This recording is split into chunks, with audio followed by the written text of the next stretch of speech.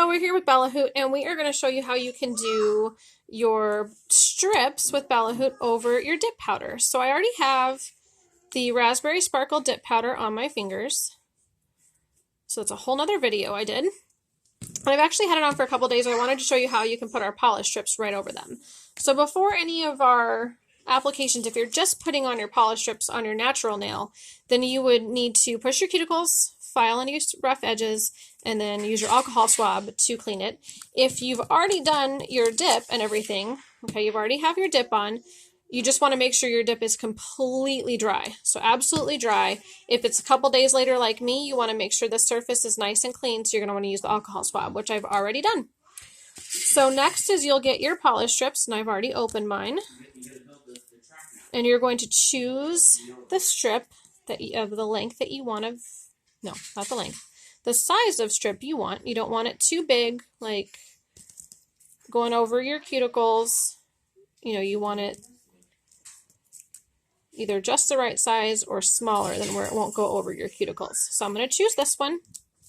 I actually already have the other half on because we had some technical difficulties. So first thing you always want to do with our polish strips is remove the protective coating. Otherwise it will not stay on, and you'll have a heck of a time getting the protective coating off after you've cut the strip in half. If you have short nails like mine, you can cut the strips in half.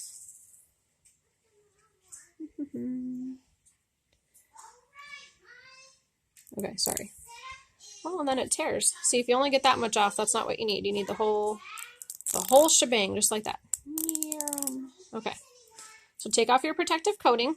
If you've got longer nails, you can use the whole strip. You would just tear it off over here because you're going to remove this excess. But if you have shorter nails like I do, I cut mine in half, and then for the other side, I would trim, you know, the silver part off. Okay, so I like using my little cuticle. I'm not even going to be able to pick it up. Use my cuticle pusher to remove it from the backing, but you don't have to. It just means I won't get a whole bunch of oils on the back. It'll make my manicure last longer if I'm not touching the back. And then it's just easier for me that way, but you can just use your fingers if you want. So then you're going to put it up against your cuticles, but not over. You don't want your strip over any of your skin. If you don't get it right the first time, you can pick it up and just do it gently and reposition. So smooth it onto your nail.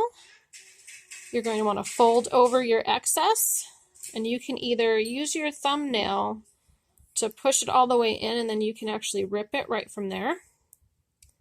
I don't usually do that because I end up with a jagged edge.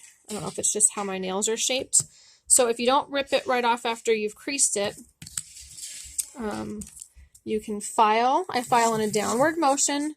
If you're going side to side, you only want to go in one direction. That way you're not lifting it back up. So if you don't feel comfortable going down, then go one side, not side to side. But you're just removing. You should start to see the tip tearing off. So once you've got it either all the way removed or close enough, you can take your excess off. And that is it. Super, super easy. These happen to be our sheer butterflies, so you can still see the dip powder through it. Super duper easy. You can still use our strips on top of our dip powder. The dip powder and the strips can last up to 14 days. And there's one other thing I was going to say, but now I don't remember what it was. So thanks so much for watching.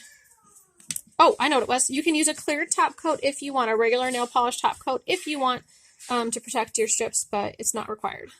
Thanks so much for watching.